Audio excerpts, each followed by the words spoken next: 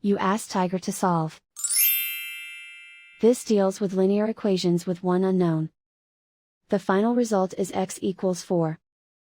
Let's solve it step by step. Group all constants on the right side of the equation. Subtract 7 from both sides.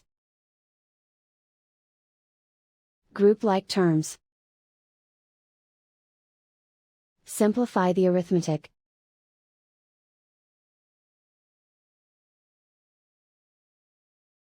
Isolate the x. Multiply both sides by -1.